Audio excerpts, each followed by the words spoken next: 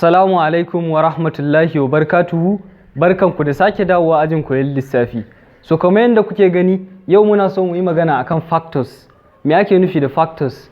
Aka ce factors of a number are all those numbers that can divide another number without a remainder. Wato abin da ake nufi da factors shine duk wani number da zai shiga wani particular number da aka baka. Kamar yanzu a misali 12. Bari mu ɗauke shi a matsayin misali. Duk wani number da zai shiga 12 ba tare da ya ba mu remainder ba, to wannan shine ake kira da factor na 12. So wani numbers ne za su shiga 12 ba tare da sun ba mu remainder ba? Kaga akwai 1. 1 definitely zai shiga 12, wato zai iya dividing 12 ba tare da ya ba mu remainder ba. Kun ga 1 factor ne na 12.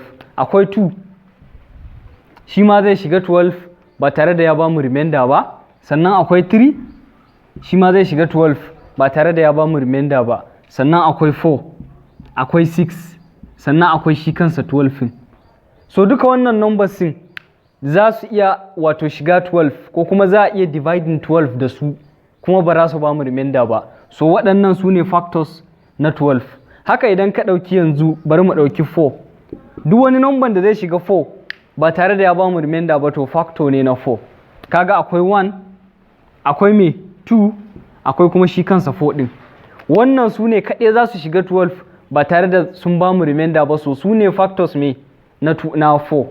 Sannan idan ka ɗauki 9, duk wani number da zai shiga 9 ba tare da ya ba mu remainder ba shine factorsa. Kaga akwai 1, akwai 3, sannan akwai shi kansa 9 ɗin. Wannan su ne za su yi dividing 9 ba tare da sun ba mu remainder ba, so wannan shine ake nufi da factors a takaice. So mun gode da kallon bidiyon mu, kadda ku manta idan ba ku yi subscribing YouTube channel ɗin ba ku yi Ajin koyon lissafi, sannan ku yi subscribing sauran platforms namu Facebook, TikTok da Instagram duka Ajin koyon lissafi, sannan ku yi sharing. Mun gode.